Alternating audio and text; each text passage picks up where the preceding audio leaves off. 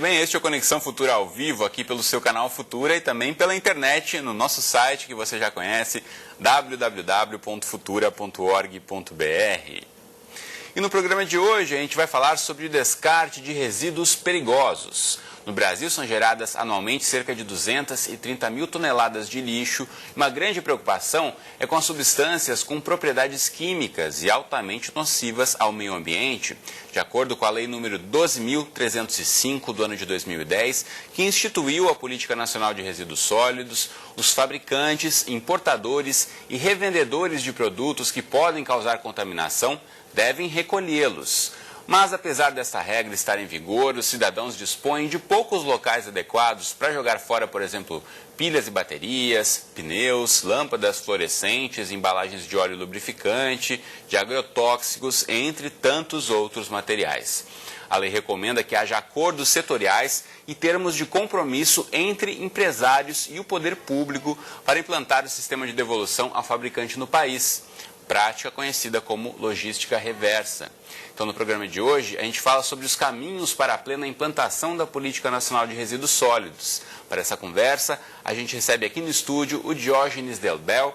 Ele é diretor-presidente da Associação Brasileira de Empresas de Tratamento de Resíduos. E também conosco aqui no estúdio, ao meu lado, está a Fátima Santos, ela que é especialista em engenharia ambiental e gerente técnica comercial da Suzaquim Indústrias Químicas. E você em casa, como sempre, também é nosso convidado, então aí aproveite para tirar todas as suas dúvidas, participe aqui do nosso bate-papo mandando mensagens, comentários e opiniões, tirando suas dúvidas sobre descarte de lixo tóxico. Pela rede social, você já sabe, na internet temos duas formas, dois canais diretos de comunicação, você de casa com a gente aqui no estúdio.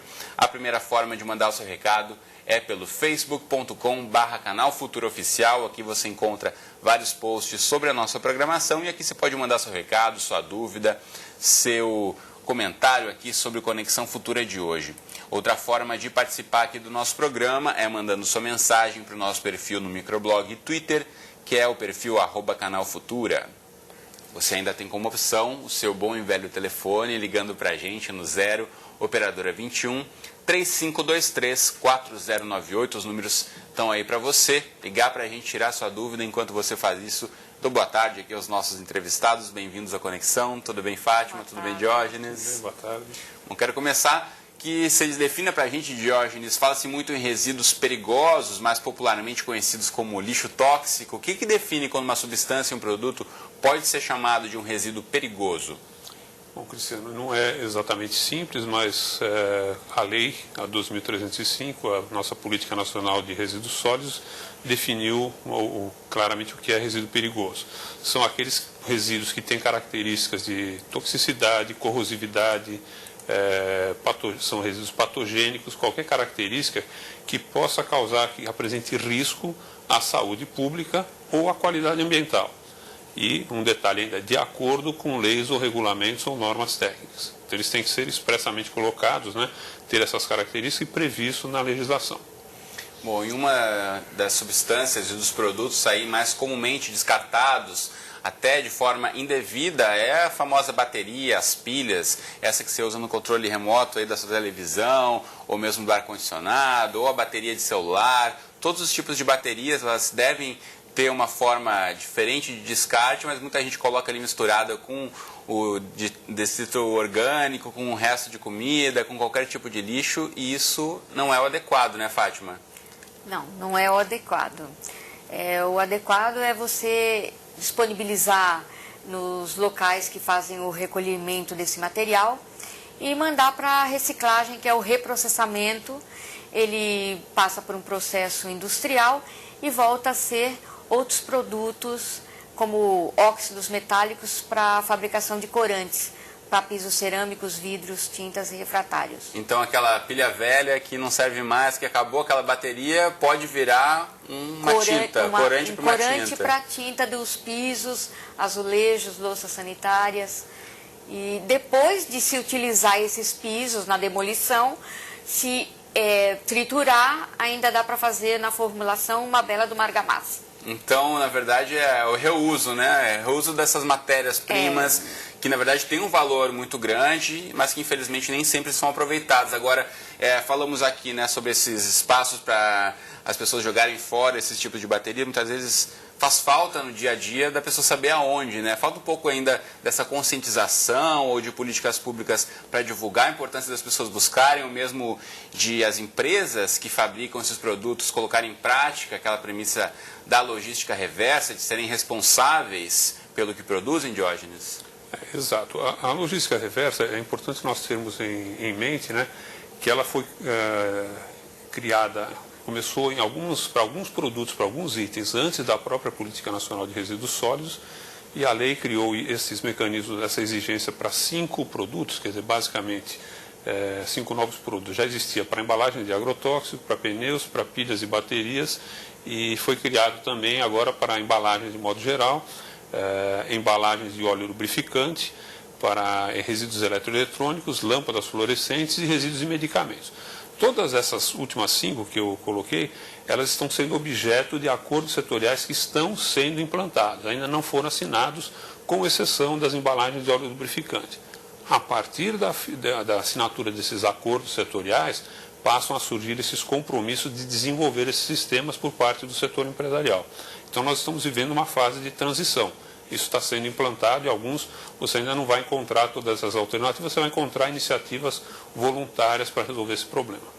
Muito bem, e essas alternativas voluntárias, por enquanto, infelizmente ainda não estão dando conta, né? A gente sabe, a logística reversa, explicando aí para quem está em casa, são as indústrias, as empresas que produzem esse tipo de material serem responsáveis por recolherem isso de volta, né? Na verdade, se elas estão produzindo e colocando no mercado, de certa forma, elas também têm que se responsabilizar por receber esse material de volta e dar a destinação adequada, seja aí uma incineração ou seja o reuso desse material, né? De que forma a indústria, se articulando um pouco mais, colocando isso mais em prática, pode inclusive fomentar essa atividade econômica do reuso e desse recolhimento que vocês fazem, por exemplo, das baterias, Fátima? Então, hoje, para pilhas e baterias, o fabricante nacional ou o importador que traz o produto fabricado em outras origens, que traz ele tem que ter um plano de logística reversa junto ao IBAMA, que é controlado. Se ele coloca no mercado nacional esse produto pós-uso, ele tem que ter a logística reversa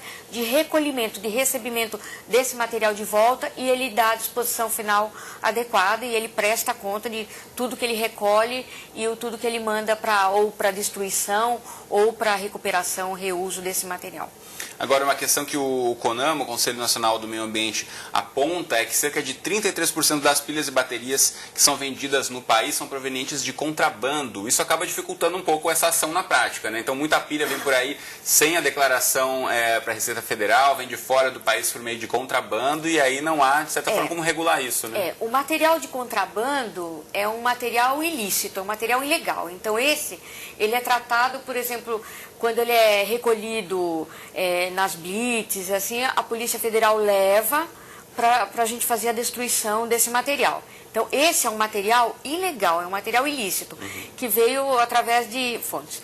Agora, o material que entra e não é pego nessas blitz, ele acaba indo misturado junto com as pilhas com origem, que tem a logística reversa.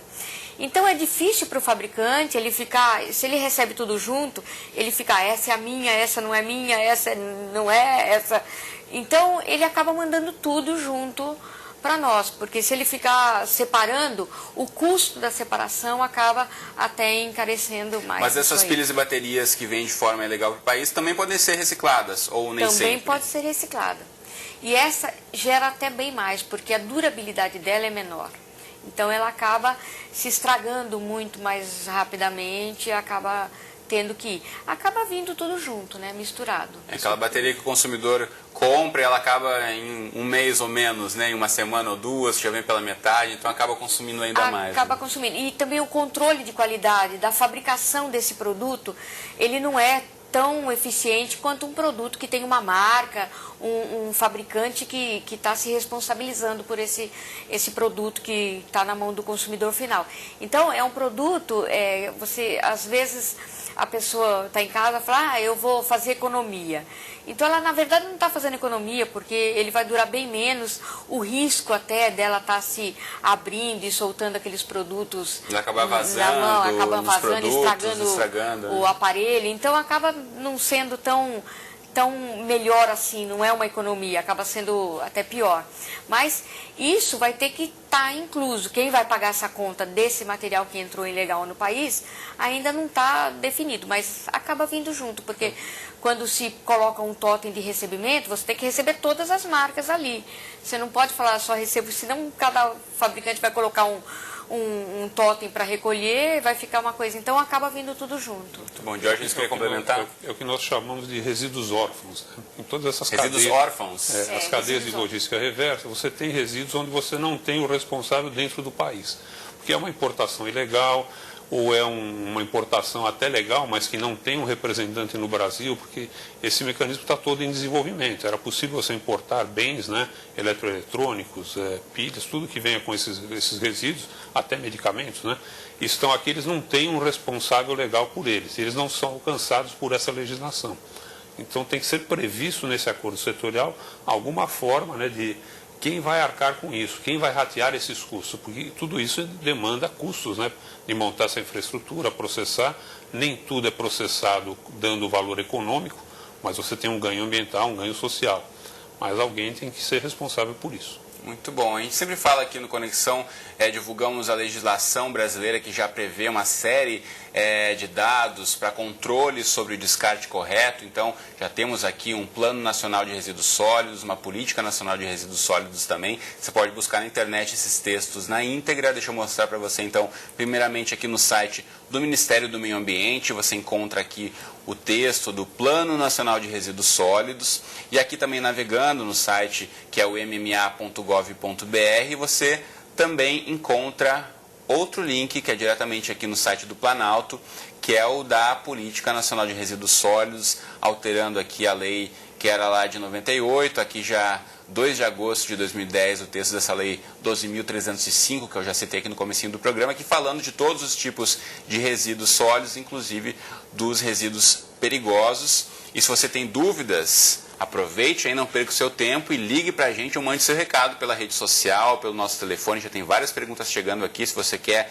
ter a sua respondida aqui no estúdio, não perca tempo e mande logo aí. Deixa eu começar já fazendo algumas perguntas que chegaram aqui para a gente. Tem 2 perguntas em relação ao descarte de pilhas, lâmpadas e computadores. A Maria das Graças, aqui do Rio de Janeiro. Obrigado, Maria das Graças, pela participação. E também o Jonathan Ângelo pelo Facebook. Quer saber qual a melhor forma para o descarte de pilhas e baterias velhas de forma para não prejudicar o meio ambiente. Fátima? Então, hoje, as grandes redes de mercado, as lojas de departamentos já têm totem de recolhimento. Onde vende normalmente, eles recebem. Ele distribui, ele tem que ter lá o logística. Inclusive, até em farmácias.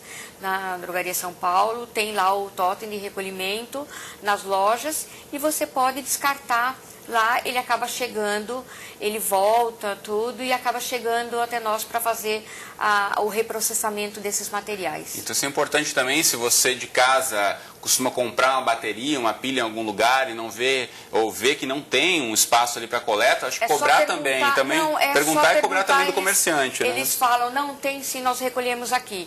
Porque a maioria das assistências técnicas, dos distribuidores onde vende, tem o totem de recolhimento, que às vezes não fica na visão assim da loja física, às vezes fica na entrada, às vezes fica no fundo. Então é só perguntar que eles indicam onde colocar esses materiais pós-uso. Muito bom. A Maria das Graças pergunta também sobre lâmpadas e computadores. Onde é o descarte adequado? Isso a gente tem falado muito aqui no Conexão, inclusive, sobre lixo eletrônico. É um descarte que muita gente tem dúvida, né? Aquele computador quebrado, aquele monitor velho que não serve mais. Faz o que com esse tipo de resíduo, Diógenes? Então, esses são exemplos daqueles que ainda estão na fase de implantação do Acordo Setorial de Logística Reversa. Que as empresas ainda não são responsáveis. Ainda não estão com essa responsabilidade implementada.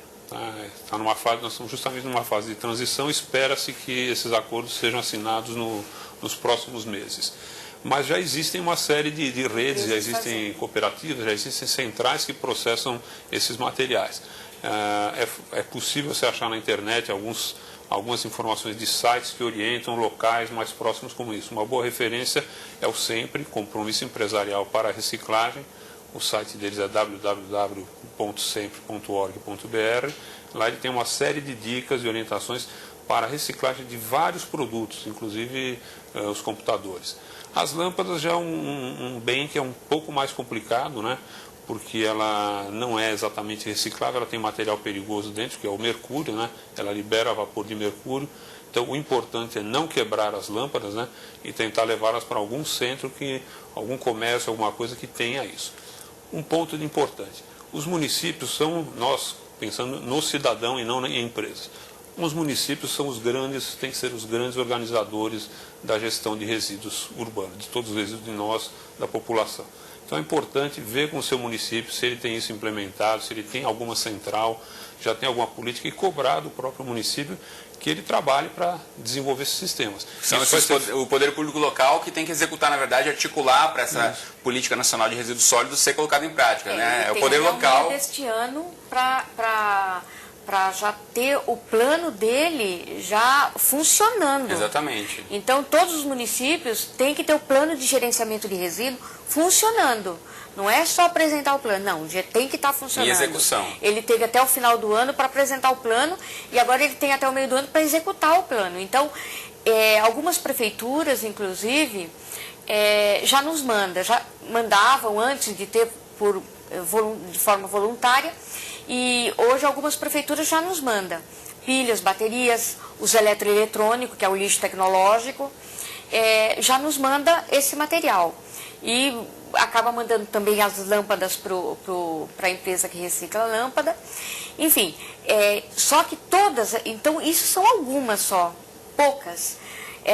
Só que até o meio do ano, todas vão ter que estar fazendo isso. A gente pensando em mais de 5 mil municípios aí, Brasil afora, a gente pensar de uma forma uniforme que todos façam isso. Mas os municípios grandes, a grande sacada seria os ecopontos, onde você leva pequenas quantidades de entulho, você ter lá disponível o local onde você coloca a lâmpada, o local onde você coloca o lixo eletrônico. Do próprio cidadão ter essa ação voluntária de levar o seu resíduo. Ele sabe como já acontece em outros países. Como já acontece em outros países. Ele saber que esse lixo ele vai segregar, guardar, quando ele for no ecoponto, ele leva esses materiais e coloca nos compartimentos corretos para seguir para reciclagem ou para o tratamento. Essa, inclusive, é a participação do Manuel Fernandes aqui, dando essa sugestão, como a gente está apontando, ótima sugestão, inclusive, de que as prefeituras colocassem espaços, lixeiras disponíveis para o recebimento desses resíduos de forma separada. Isso contribuiria muito já,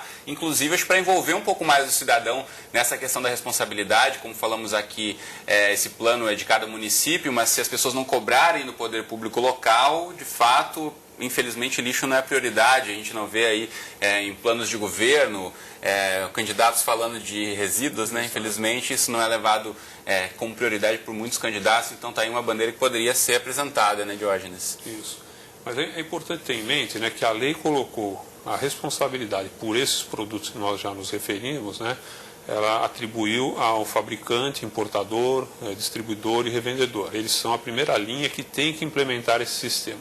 E eles vão fazer isso, né, com apoio, com integração, com participação ou não da prefeitura local. Que alguma coisa pode ser feita pela prefeitura, mas para esses resíduos ela não é uma atribuição da prefeitura, mas é importante o papel da prefeitura em articular esse sistema, fazer isso funcionar, porque ela está resolvendo um problema ambiental daquela comunidade. Tem a pergunta do Euler aqui, que é importante também, é outro tipo de produto que muita gente tem dúvida. Obrigado, Euler, então, por mandar esse recado e esse alerta aqui. Vamos ver qual a resposta aqui dos nossos entrevistados. Ele pergunta onde descartar um ar-condicionado, caso ele não tenha um local para descarte, qual seria a melhor forma, então, para descartá-lo sem prejudicar o meio ambiente? Quem pode dar uma dica? Fátima? Então, olha, uma grande local onde ele pode conseguir, no site do Sempre, lá tem todos os materiais que pode colocar. Porque tem já algumas empresas que recebem esses materiais para mandar para o reprocessamento e para a destruição. Então, que recebe geladeiras, TVs, enfim, os eletroeletrônicos até de grande porte que... Então ele deve entrar no site, ele vai conseguir alguns locais onde recebe esse material. Então vamos mostrar na tela, já que o Diógenes e a Fátima já citaram que esse site é importantíssimo, mostrar para você de casa tomar nota aí, é sempre com c.org.br, é o site para você, inclusive aqui ó, já abriu diretamente no Eletroeletrônicos, para você saber aí onde você pode fazer esse descarte correto, entrar em contato com as empresas. E aqui, inclusive, eles colocaram uma contagem regressiva com a Política Nacional de Resíduos Sólidos, aí faltando tantos dias, para que todas as prefeituras fechem os lixões e implantem a coleta seletiva no Brasil. É um grande desafio para os próximos meses. Vamos acompanhar de perto aí, então. Não deixe de acessar esse site sempre.org.br. Em relação à questão de aterro sanitário, a Dulcineia pergunta pelo Facebook. Obrigado, Dulcineia, pelo seu recado. Qual seria a distância mínima necessária entre um aterro sanitário e o perímetro urbano de um município para que os riscos à saúde sejam menores, Diógenes? Você tem essa informação? A localização de aterro sanitário depende de cada projeto. O que se procura seguir, né, na implantação do projeto e no licenciamento ambiental de um aterro sanitário, né, não é simplesmente uma distância linear, depende também do que você tem no meio do caminho, né? Mas se imagina como adequado, você tem uma distância de 500 metros, assim, onde você começa a ter residência. Há aterros colocados mais próximos disso, porque na realidade foi implantado um local e a área urbana foi se aproximando no aterro. Não quer dizer que seja uma situação de risco, mas não é exatamente agradável. Mas o bom é você ter essas áreas um pouco mais afastadas dos grandes centros. Aí. Mas o aterro sanitário, por definição, ele é uma área de contenção, uma área de proteção ambiental, de proteger o ambiente do entorno. Tudo que é feito no aterro é para conter o resíduo e evitar que ele emane qualquer contaminação para o ambiente e para as pessoas. Muito bem, infelizmente a gente já está chegando aqui no finzinho do programa, passou voando a conexão de hoje, são várias as perguntas que chegaram aqui para a gente. Infelizmente a gente não vai conseguir responder a todas, mas vamos guardar para um próximo Conexão em relação ao descarte. Deixa eu colocar para você na tela outros sites importantes, então para você buscar informação na internet e ser bem informado aí para saber onde descartar e também como cobrar aí sobre as políticas públicas que devem ser melhor executadas. Primeiramente então o site da Suzaquim.com.br, aqui representada pela Fátima, que é essa empresa que recicla baterias, então você pode ter outras informações sobre o trabalho deles no site que está aí na tela para você. E outro site é o da BETRE, que é a Associação Brasileira de Empresas de Tratamento de Resíduos. Aqui, inclusive, você tem muitas informações, inclusive sobre a legislação brasileira, o que diz e o que não diz também sobre a questão do tratamento de resíduos. Não deixe de acessar abetre.org.br. E com isso eu encerro o programa de hoje. Obrigado, Diógenes. Obrigado, Fátima, pela presença aqui no estúdio comigo. Você de casa, obrigado pela companhia de sempre. A gente se encontra aqui de segunda a sexta-feira, ao vivo às 2h30 da tarde, ou nas nossas reprises, à 00:30 e às 7h da manhã. Um abraço para você e até o próximo Conexão.